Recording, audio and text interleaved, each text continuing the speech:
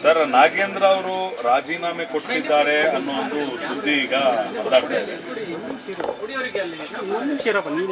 ಮಾನ್ಯ ಮುಖ್ಯಮಂತ್ರಿಗಳು ದೆಹಲಿಗೆ ಹೋಗಿ ನಮ್ಮ ವರಿಷ್ಠರ ಜೊತೆ ಚರ್ಚೆ ಮಾಡಿದ್ದಾರೆ ಅಂತ ಅನ್ಕೊಳ್ತೀನಿ.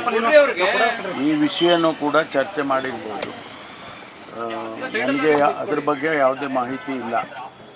ಬಹುಶಃ ನಾಳೆನೋ ಅಥವಾ ಯಾವಾಗಾದರೂ ನಾವು ಭೇಟಿಯಾದಾಗ ತಿಳಿಸ್ತಾರೆ ಅಂತ ಅನ್ಕೊಳ್ತೀನಿ. ಅವರ ರಾಜೀನಾಮೆಯನ್ನು ವಿರೋಧ ಪಕ್ಷದವರು ಕೇಳ್ತಾ ಇರ್ತಕ್ಕಂಥದ್ದು. ನಾವು ಪದೇ ಪದೇ ಅವರಿಗೆ ಹೇಳಿದ್ದೇವೆ, ರಾಜೀನಾಮೆ ಕೊಡುವ ಅಗತ್ಯ ಇಲ್ಲ. ಅವರಿಗೆ CBI ಆಗಲಿ ಅಥವಾ ED ಆಗಲಿ ಅವರ ಚಾರ್ಜ್ ಶೀಟ್ಗಳಲ್ಲಿ ಇವರ ಹೆಸರುಗಳು ಇಲ್ಲ. ಜೊತೆಗೆ ಅವರಿಂದ ಯಾವುದೋ ಹಣನೂ ಕೂಡ ಅವರು ರಿಕವರಿ ಮಾಡಲಿಲ್ಲ. 84 ಕೋಟಿನಲ್ಲಿ 79 ಕೋಟಿಯನ್ನು ರಿಕವರಿ ಮಾಡಿದ್ದಾರೆ. ತನಿಖಾ ಸಂಸ್ಥೆಗಳು ರಿಕವರಿ ಮಾಡಿದ್ದಾರೆ.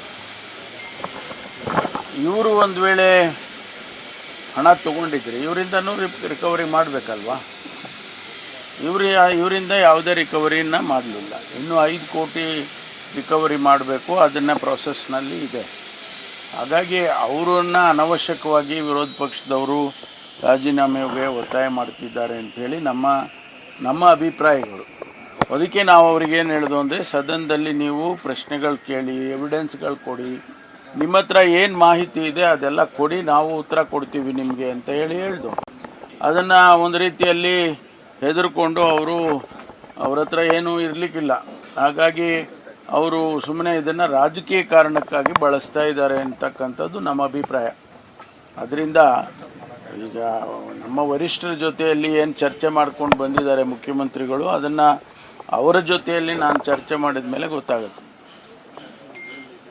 ಬರ ವಿಚಾರವಾಗಿ ಸರ್, ಈಗ ಪತ್ರ ಬರೆದಿದ್ರಿ, ಈಗ ಬರ ಘೋಷಣೆ ಮಾಡಿದ್ದೀರಾ, ಕೇಂದ್ರ ಸಚಿವರನ್ನ ಭೇಟಿಯಾಗೋದು ಯಾವಾಗ, ಆಮೇಲೆ ಅಲ್ಲಿಂದ ಮಾನದಂಡಗಳು ಏನಿರುತ್ತೆ, ಯಾವಾಗ ಈ ಒಂದು ಅಲ್ಲ, ನಾವೀಗ ಮೆಮೊರಾಂಡಮನ್ನು ತಯಾರು ಮಾಡ್ತೇವೆ. ಯಾಕೆಂದರೆ ಈಗ ನಾವು 101 ತಾಲೂಕುಗಳನ್ನು ಘೋಷಣೆ ಮಾಡಿದ್ದೀವಿ. ಇನ್ನೂ 15 ದಿವಸಕ್ಕೆ ಒಂದು ಸಾರಿ ರಿವ್ಯೂ ಮಾಡಿದಾಗ ಇನ್ನೊಂದಷ್ಟು ತಾಲೂಕುಗಳು, ಇನ್ನೂ ಒಂದು 40-50 ತಾಲೂಕುಗಳು ಆ ಕ್ಯಾಟಗರಿಗೆ ಬರುತ್ತೆ.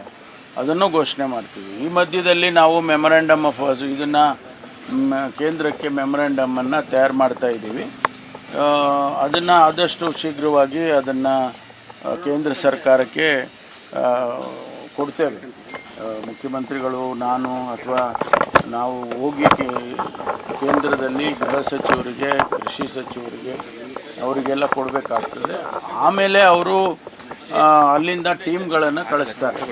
ಟೀಮ್ ಕಳಿಸಿ ಎವ್ಯಾಲ್ಯೂಯೇಟ್ ಮಾಡಿ ನಾವು ಕೊಟ್ಟಿರುವಂಥ ಮೆಮೊರಾಂಡಮನ್ನು ಅವರು ವೆರಿಫೈ ಮಾಡಿಕೊಂಡು ಆಮೇಲೆ ನಮಗೆ ಹಣ ಕೊಡೋದಿದ್ದರೂ ಅದನ್ನು ಬಿಡುಗಡೆ ಮಾಡ್ತಾರೆ. ಹೇಳ್ತಾರೆ, ಅವರು ಮಾಡಬೇಕಲ್ಲ. ಅಲ್ಲಿ ಕೇಂದ್ರದಿಂದ ಮಾಡಿದರೆ ಎಲ್ಲ ಮುಗ್ದೇ ಹೋಯ್ತಲ್ಲ. ನಮ್ಮನ್ನು ಹೇಳೋ ಬದಲು ಇವತ್ತು ಇಡೀ ನಮ್ಮ ಒಂದೇ ರಾಜ್ಯದಲ್ಲಿ ಬರ ಇಲ್ಲ. ಆಂಧ್ರದಲ್ಲಿ ಬರ ಇದೆ, ತೆಲಂಗಾಣದಲ್ಲಿ ಬರ ಇದೆ, ಮಹಾರಾಷ್ಟ್ರದಲ್ಲಿ ಬರ ಇದೆ, ಉತ್ತರ ಪ್ರದೇಶ, ಬಿಹಾರ್ನಲ್ಲೂ ಕೂಡ ಕೆಲವು ಭಾಗಗಳಲ್ಲಿ ಇದ್ದಾವೆ. ಹಾಗಾಗಿ ಇಡೀ ದೇಶದಲ್ಲಿ ಯಾವ ರೀತಿಯಲ್ಲಿ ಡಾಕ್ಟರ್ ಮನಮೋಹನ್ ಸಿಂಗ್ ಅವರು 72,000 ಕೋಟಿ ರೂಪಾಯಿ ಮನ್ನಾ ಮಾಡಿದರು, ಅದೇ ರೀತಿ ಕೇಂದ್ರ ಸರ್ಕಾರದವರು ಮನ್ನಾ ಮಾಡಿದರೆ ಇಡೀ ದೇಶದ ಎಲ್ಲ ರೈತರಿಗೆ ಕೂಡ ಅನುಕೂಲ ಆಗುತ್ತೆ. ಅದನ್ನು ನಾನು ಒತ್ತಾಯ ಮಾಡ್ತೇನೆ ಕೇಂದ್ರ ಸರ್ಕಾರಕ್ಕೆ. ವಿಚಾರವಾಗಿ ಕುಮಾರಸ್ವಾಮಿ ಇವತ್ತೊಂದಿಷ್ಟು ಡಾಕ್ಯುಮೆಂಟ್ ಅನ್ನು ಬಿಡುಗಡೆ ಮಾಡಿದ್ದಾರೆ. ಅಕ್ರಮ ಆಗಿದೆ, ರಾಜ್ಯದಲ್ಲಿರುವಂತಹವರು ಬೇಕಾದವರನ್ನ ಸಚಿವರುಗಳು ಒಂದಿಷ್ಟು ಸ್ಪೆಷಲಿ ಪ್ರಿಯಾಂಕ್ ಖರ್ಗೆ ಅವರ ಇಲಾಖೆಯಲ್ಲೂ ಕೂಡ ಈ ಒಂದು ಅಕ್ರಮ ಆಗಿದೆ, ಯಾರ ಸಹಿ ಇಲ್ಲದೆ ಅವರು ಲಿಸ್ಟ್ ಅನ್ನ ಅನೌನ್ಸ್ ಮಾಡಿದ್ದಾರೆ ಅನ್ನುವಂತಹ ನಿಟ್ಟಿನಲ್ಲಿ ಇವತ್ತೊಂದಿಷ್ಟು ಡಾಕ್ಯುಮೆಂಟ್ ಅನ್ನ ಬಿಡುಗಡೆ ಮಾಡಿದ್ದಾರೆ. ಯಾವುದರ ಬಗ್ಗೆ? KPSC ವಿಚಾರವಾಗಿ. KPSC ಎಕ್ಸಾಮ್ಸ್ ಅಲ್ಲಿ ಅಕ್ರಮ ನಡೆದಿದೆ. ಗ್ರಾಮೀಣಾಭಿವೃದ್ಧಿ ಇಲಾಖೆಯಲ್ಲಿ 24 ಜನ AEE ನೇಮಕಾತಿ ವಿಚಾರ ಇಲ್ಲ, ಅದ್ರ ಬಗ್ಗೆ ನನಗೆ ಮಾಹಿತಿ ಇಲ್ಲ. ಯಾಕೆಂದರೆ ಅವರು ಅದೇ ಒಂದು ಗೊಂದಲ ಆಗಿ ಕೂತಿದೆ. ಅದ್ರ ಬಗ್ಗೆ ನನಗೆ ಹೆಚ್ಚು ಮಾಹಿತಿ ಇಲ್ಲ. ನೇಪಾಳದ ವಿಚಾರದಲ್ಲಿ ಸರ್, ಈಗ 8 ಜನ ಅಂತ ಹೇಳಿದ್ರಿ, ಈಗ ನಂಬರ್ ಏನಾದರೂ ಇನ್ಕ್ರೀಸ್ ಆಗಿದೆಯಾ? ಈಗಾಗಲೇ 12 ಅಂತ ಇದ್ದಾರೆ. ನನಗೆ ಬಂದ ಮಾಹಿತಿ ಈಗಾಗಲೇ 12 ಅಂದರು. ಇನ್ನೂ ಹೆಚ್ಚು ಜನ ಇದ್ದಾರೆ ಕರ್ನಾಟಕದಿಂದ, ಇಡೀ ಕರ್ನಾಟಕದಿಂದ ಇನ್ನೂ ಹೆಚ್ಚು ಜನ ಇದ್ದಾರೆ ಅಂಥೇಳಿ ಅದು ಅಪ್ಡೇಟ್ ಆದಂಗೆಲ್ಲ ಇನ್ಕ್ರೀಸ್ ಆಗ್ತಾ ಇದೆ. ಅದಕ್ಕೆ ಈಗ ನಾವು ಒಂದು ಅಧಿಕಾರಿಗಳನ್ನ ಅಲ್ಲಿಗೆ ಕಳಿಸ್ತಾ ಇದ್ವಿ, ಕಠ್ಮಂಡುಗೆ. ಅಲ್ಲಿಂದ ಮಾಹಿತಿಗಳು ತಗೊಳ್ತೀವಿ. ಮಾಹಿತಿ ಬಂದ ಮೇಲೆ ನಾವು ಅಲ್ಲಿ ಏನು ಮಾಡಬೇಕು ಅವರಿಗೆ ಅದನ್ನು ನಮ್ಮ ಅಲ್ಲಿ ನೇಪಾಳ ಸರ್ಕಾರದ ಜೊತೆಯಲ್ಲಿ ಬೇರೆ ಬೇರೆ ಕೇಂದ್ರ ಸರ್ಕಾರ ಅದನ್ನೆಲ್ಲ ಮಾಡುತ್ತೆ. ಸರ್, ಈಗ ಒಂದು ನಾಗೇಂದ್ರ ವಿಚಾರದಲ್ಲಿ ಅವರು ಬೇರೆ ಬೇರೆ ಬಿಜೆಪಿ ಕೇಂದ್ರ ನಾಯಕರ ವಿರುದ್ಧನೂ ಆರೋಪಗಳಿದ್ದಾವೆ, ಗಂಭೀರ ಆರೋಪ ಅಂತ ನಾಗೇಂದ್ರ ಅವರು ಹೇಳ್ತಾರೆ. ಆದರೆ ಅಷ್ಟು ಆರೋಪ ಇದೆ, ಅಪರಾಧಿ ಅಲ್ಲ ಅನ್ನೋಂಥ ವಿಚಾರ ಆಗೋದಾದ್ರೆ ರಾಜೀನಾಮೆ ಪಡೆಯುವಂಥ ಅವಶ್ಯಕತೆ ಏನಿದೆ ಅನ್ನುವಂಥದ್ದು ಪ್ರಶ್ನೆ ಅವರು ಬಿಜೆಪಿ. ಅಲ್ಲ, ನಾವು ಇಷ್ಟೇ ಹೇಳ್ತೀವಿ, ಎಲ್ಲರಿಗೂ ಒಂದೇ ಅಲ್ಲ ಕಾನೂನು. ಯಾರ್ಯಾರಿಗೆ ಪ್ರಾಸಿಕ್ಯೂಷನ್ ಪರ್ಮಿಷನ್ ಕೊಡಬೇಕು ಅಂತ ಹೇಳಿ ಇದೆ. ನಮ್ಮ ರಾಜ್ಯಪಾಲರು ಪಿಕ್ ಆ್ಯಂಡ್ ಚೂಸ್ ಮಾಡ್ತಾ ಇದ್ದಾರೆ. ಅವರೆಲ್ಲರಿಗೂ ಕೊಡಬೇಕಲ್ಲ. ಯಾರ್ಯಾರ ಮೇಲೆ ಇಂಥ ಆಪಾದನೆ ಮಾಡಿದೆ ಅವ್ರ ಮೇಲೆ ಪ್ರಾಸಿಕ್ಯೂಷನ್ ಮಾಡೋದಕ್ಕೆ ಹಿಂದೆಲ್ಲ ಬೇಕಾದಷ್ಟು ಕೇಳಿದ್ದಾರೆ. ಆವಾಗ ಪ್ರಾಸಿಕ್ಯೂಷನಿಗೆ ಪರ್ಮಿಷನ್ ಕೊಡಬೇಕಲ್ಲ ಅವರು.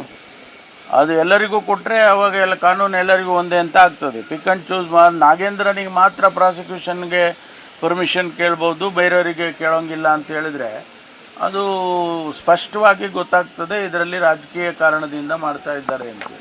ಈಗ ನಾಗೇಂದ್ರ, ರೇಣುಕಾಚಾರ್ಯ, ಜನಾರ್ದನ್ ರೆಡ್ಡಿ ಮೂವರದ್ದು ಕೇಳಿ ಕ್ಯಾಬಿನೆಟ್ ಸಲಹೆ ಕೇಳಿದರೆ ನೀವು ಕ್ಯಾಬಿನೆಟಲ್ಲಿ ತೀರ್ಮಾನ ಮಾಡ್ತೀರಾ ಹೇಗೆ ಸರ್? ಅಲ್ಲ, ಕ್ಯಾಬಿನೆಟಿಗೆ ಬಂದ ಮೇಲೆ ಅದರಲ್ಲಿ ಚರ್ಚೆ ಆಗಿ ಅಂತಿಮವಾಗಿ ಕ್ಯಾಬಿನೆಟ್ ಏನು ತೀರ್ಮಾನ ಮಾಡುತ್ತೆ ಅದ್ರ ಥರ ಆಗುತ್ತೆ.